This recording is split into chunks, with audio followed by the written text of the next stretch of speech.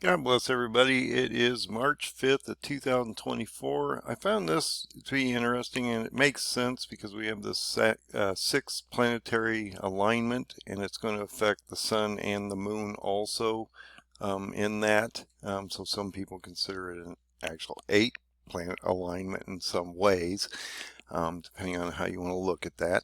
So, but this is really cool. I just found this article. It talks about this, the biggest supermoon of the year sets up over North America for a total solar eclipse. And this is a solar eclipse on April 8th that is in totality. It actually goes over the whole nation, covers 7 states.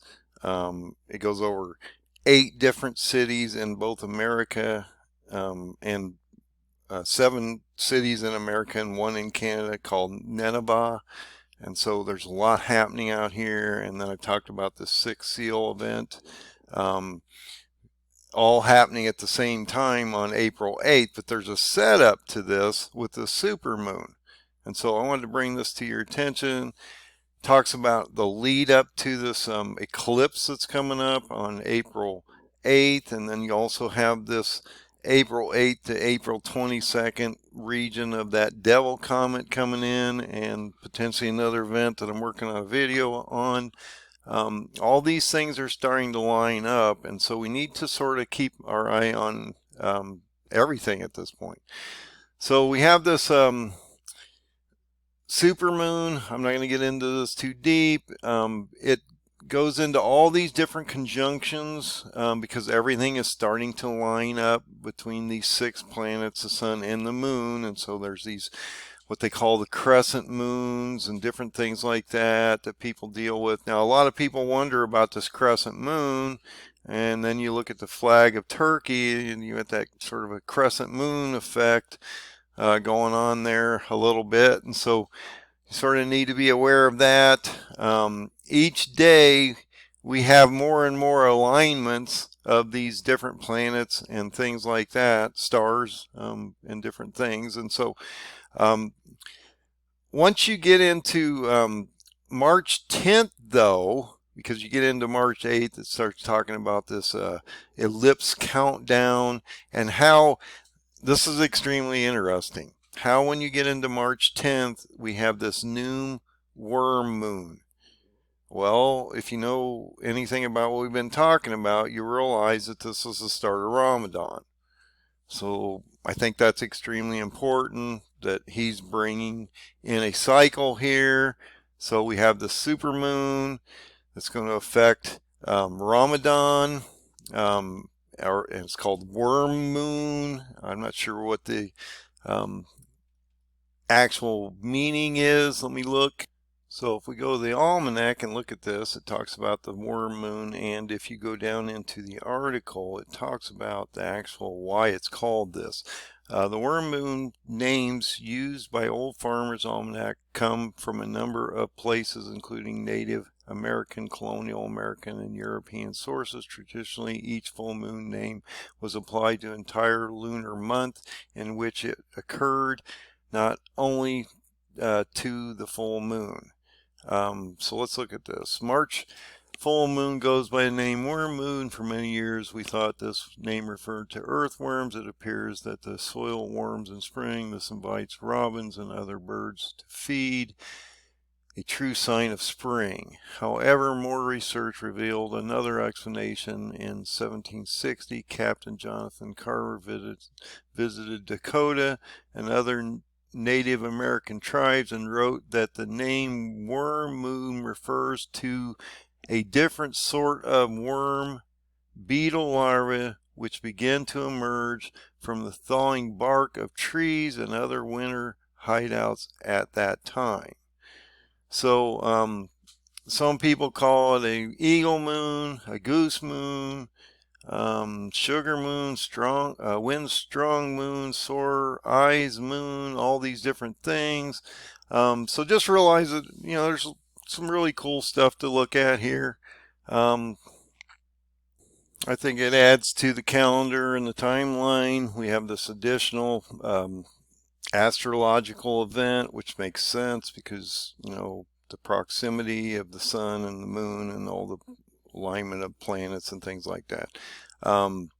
It goes into what a supermoon is. It basically occurs when full moon is closer to Earth than on average, and so this is going to add to that gravitational pull that I keep talking about. And I don't know if it matters or not. We've had these kind of alignments. They probably do affect the world. And I have this additional video coming out that I think there's another effect that might actually amplify this even more as we move forward. I'll hopefully have that prepared in the next few days. So you have the supermoon. Basically indicates or refers to a full moon that occurs within 90% of the moon's closest approach to Earth in a given orbit. The proper astrological term for supermoon is a perigee moon. And so just realized this is happening out there, guys. Thought it was a really cool additional thing to what was going on during April 8th. And it makes sense. We would have a enlarged moon effect at the same time that all this is happening. So God bless everybody. Find that open door. Find God and find Jesus. He's extremely important to get to the end of this picture. And we are now at 1,306 days of the Feast of Trumpets of 27. And so get ready. April 8th is coming. And so make sure you got plenty of oil in your lamp. March 10th is coming. That's an extremely important date. We have Ramadan starting with the potential invasion of Hezbollah working into that March 23rd date.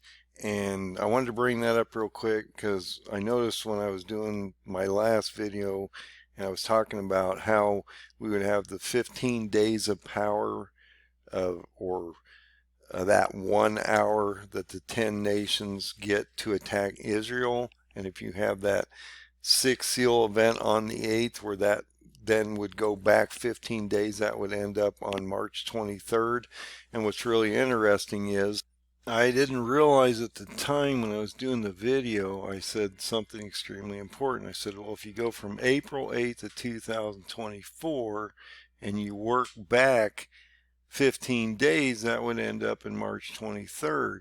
And I was looking at the calendar at the moment in time. I said, well, we have so many days left, but I didn't realize that that fell in that gap on this chart that I had already marked of March 23rd between this March 16th and 24 date, which I already had on the chart, which is interesting because the reason there's a gap of about 7 days there, or 8 days, is that I indicated that to Adair, which was the first time Israel had fell in the past, it fell on that very day. Now it's just interesting. I don't know if it'll fall on that very day, because I think it might actually fall on the sixth seal, or maybe it will fall on that very day and they'll be in a position to do the sixth seal.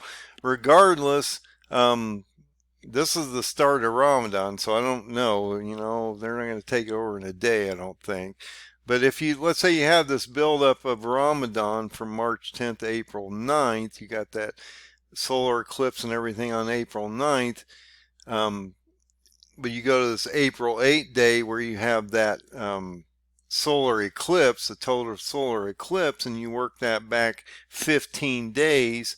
What I'm getting at is this. That ends up in this March 23rd date, which sort of told me that we were going to have something happen to Jerusalem. So it's just interesting that it came back 15 days to this date.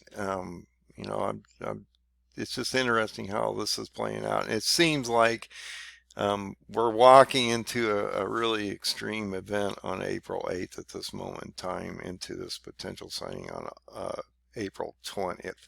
So I did want to bring that to your attention. I had not seen it until I went back and watched the video and then realized, wow, from April 8th to March 23rd, that's interesting. That would be to Adair.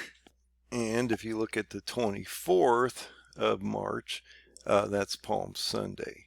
But realize again, if you look at your calendar, Palm Sunday's on March 24th. Easter starts on March 35th or March 31st. But if you actually go to April, you'll realize that Passover doesn't start until April 23rd.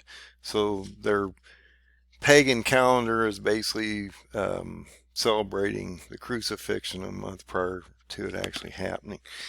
So just realize that. I don't celebrate Easter myself. So, but anyway, God bless everybody. Have a great day. Everything's going to get crazy in the next few days. The markets are going pretty much nuts today. Bitcoin went up to 69,000 and dumped almost $6,000 almost immediately, and so that's starting to capitulate, and the markets are starting to capitulate, and you got a Fed window coming up on March 11th, which is going to start the capitulation of the banks. So April 8th is going to be a lot of fun by the time we get there, guys. So God bless. Have a great day. Find the open door, find Jesus, and get your oil in your lamp. It is coming soon, guys. If you're not ready, you won't be. So God bless.